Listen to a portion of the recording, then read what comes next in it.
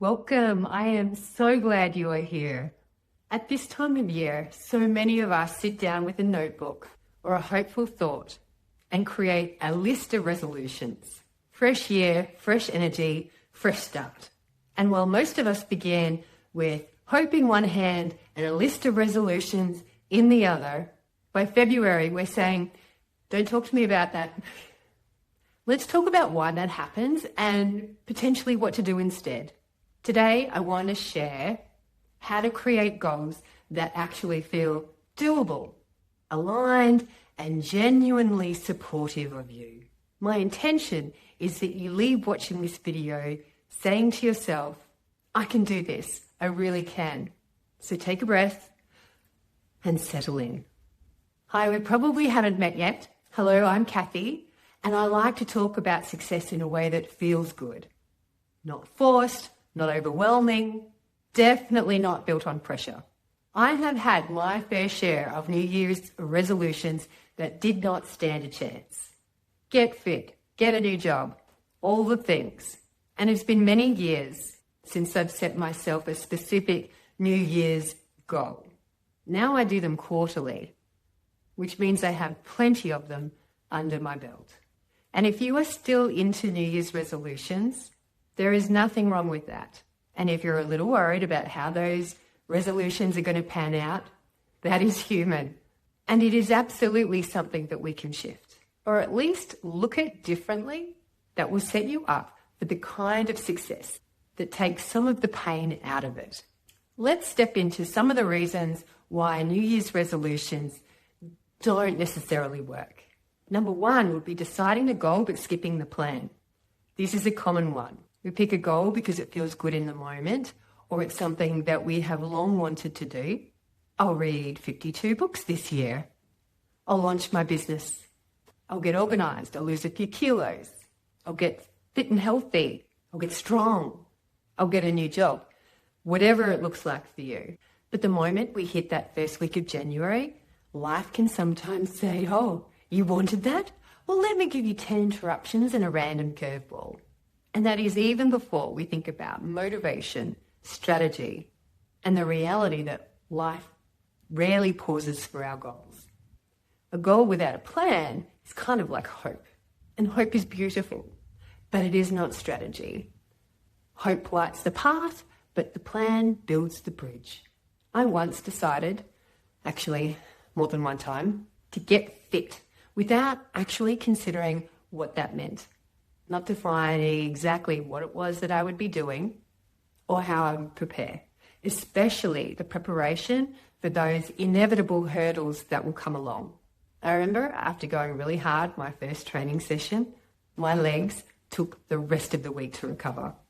And of course, I didn't go back. And that was the end of that. Another good one is setting a goal that is beyond what your nervous system can handle.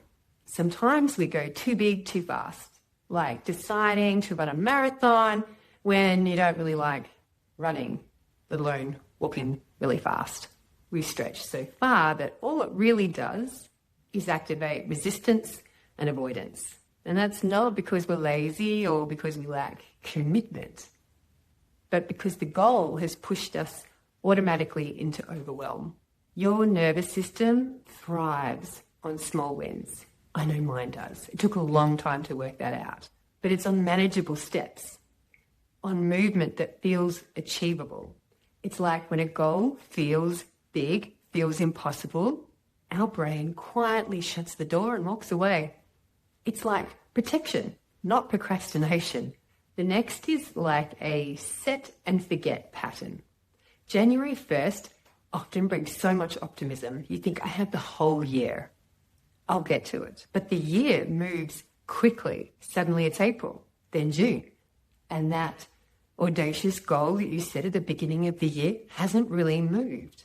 And your mind knows it too. Every time the thought flits past, you can feel that sense of disappointment. And this isn't failure. It's simply how humans operate when a timeline feels endless. Unlimited time creates a low urgency. And low urgency can create low or no action. So you are not the problem. Perhaps the structure is. And I'm not saying we want to live with a sense of urgency either. We need some gentle motivation, not that frenetic energy of urgency. So here are a few things that I have learned and incorporate after watching many a year's resolution die a slow death. And this is what I've also learned in helping people create thriving ones. The secret isn't more willpower, and it is definitely not about being hard on yourself. It's about working with your brain and with your nervous system, not against them. So let me share what actually works for me, and I invite you to try. Number one would be work in shorter cycles. Brian Moran's 12-week year framework is simple as it is brilliant. Instead of giving yourself a full year to achieve something, you give yourself 12 weeks. Anything can happen in 12 weeks. 3 months, enough time to create momentum, short enough to stay focused, enough time to see some results, to feel successful. And you pick 1 or 2 goals maximum. I have made the mistake before of holding too many goals at once, and I'm still tempted. There is a lot I want to do. But even if you implement well in one area, with too many goals, there will be other areas that you don't see some progress. And again, overwhelm will step in, and you will find yourself back at square one, and sadly, potentially, square one with all of the goals. It can be disheartening. So you create a weekly plan, you track your progress. There's no waiting until April to start. Every week matters. And I'll link that book, The 12-Week Year, below. Most people can achieve more in a focused 12-week period than in 12 unfocused months. Another tip I have when starting off on a new goal is to look for success clues. So think about one area of your life where you have already been successful. You are successful. Maybe you never miss a child's sport game. You show up for book club every month.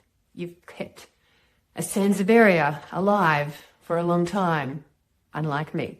Maybe you've turned up to your meditation practice every morning without fail. Mostly. What makes that work? Do you have it in your calendar? Is there accountability? Does it bring you joy? Is it part of a routine? Did you stack that habit on top of another habit?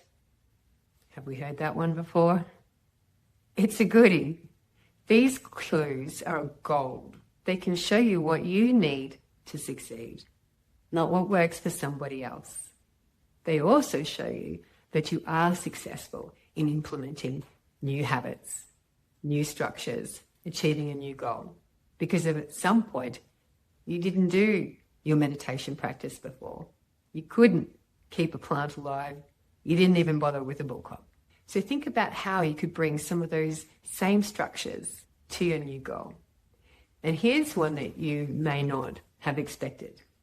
It's something that we do not like to admit to ourselves at the outset. At some point, your motivation will dip.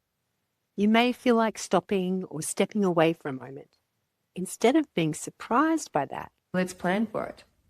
You could call this scheduling your first failure, or, as I prefer, scheduling your first feedback. It can remove the shame and the surprise from it all. So when you feel like quitting, it perhaps is getting a little too hard, instead of thinking that I am failing, you can think, here's that quiet quit moment I was anticipating. This is normal. What is my gentle recovery plan? Maybe it is doing the absolute minimum that day. Maybe it's taking the whole day off. Return tomorrow. Maybe it's calling your support person. There has been more than one time when I have had to call my sister for a pep talk. Road bumps simply mean that you are human, not that you are off track. And on the subject of support persons, we need to remember that success rarely happens in isolation. What do you need that will support you? A friend to check in with, a calendar reminder, a coach, a habit tracker, a tidy workspace, a set time, a reward system, pausing for reflection. Could be anything.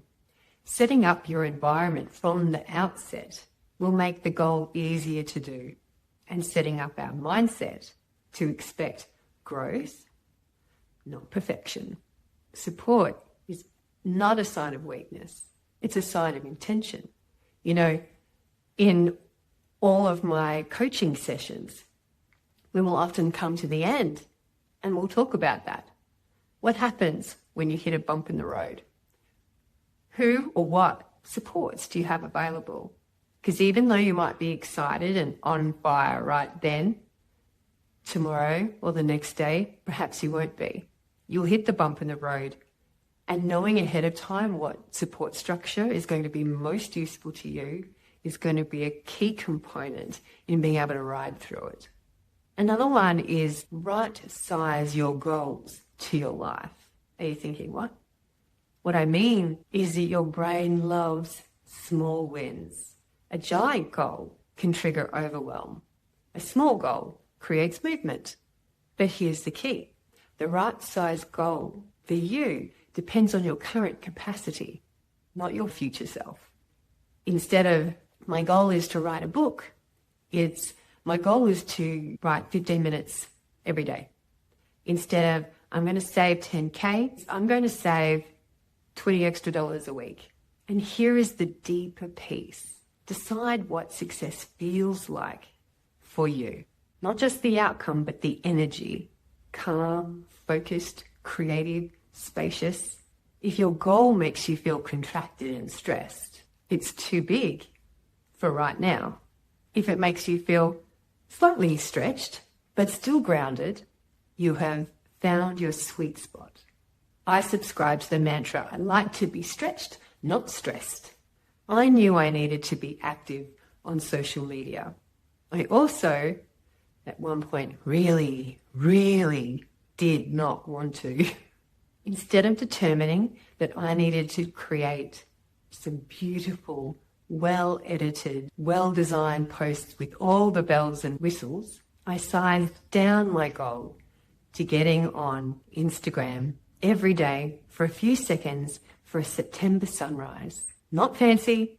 And then, when I did not die and it felt a little bit more comfortable, I upgraded to a new version that was still light on content, not very polished. Then I upgraded again to the point where I am now actioning that goal almost every day.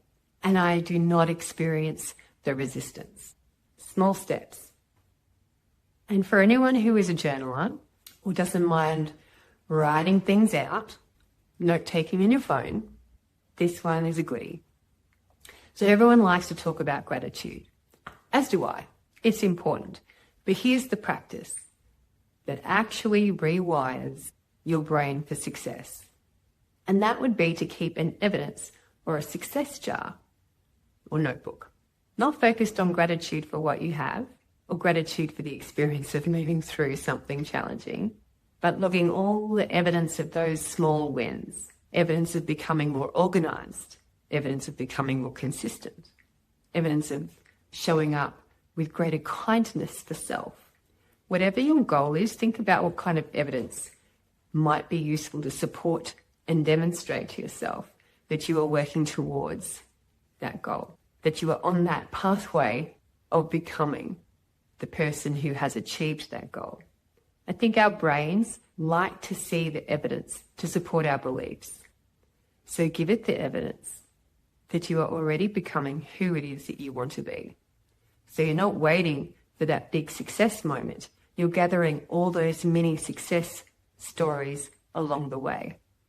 A proof collection that it's actually happening. And it also feels really good to be able to look back and see how far you've come. So let's bring this all together. Take a breath. You do not need to change everything. It may be that you just need a few simple structural supports, maybe a few tweaks, maybe an implementation of a couple of one, two new practices that support you, the plan that feels doable, in a way of implementing that honors yourself. So take a moment and consider, what is a small shift that you could implement for your New Year resolution or new 12-week year resolution that feels doable, that feels energizing? You can do this, truly. Change happens through small steps, repeated with kindness and intention. If this conversation has resonated, if you are realizing that what you need isn't more pressure or bigger goals, but a supportive plan that works with your nervous system, your habits, and who you are becoming. Early next year, my sister Maggie, a habit and inner transformation coach, and myself, transformation and success coach, are opening up the Aligned Success Lab. It's a small group coaching experience designed for people who want sustainable change, not just the short bursts of motivation. We go deep into habits, identity, emotional patterns to redefine success in a way that feels grounded, supportive, and doable in real life.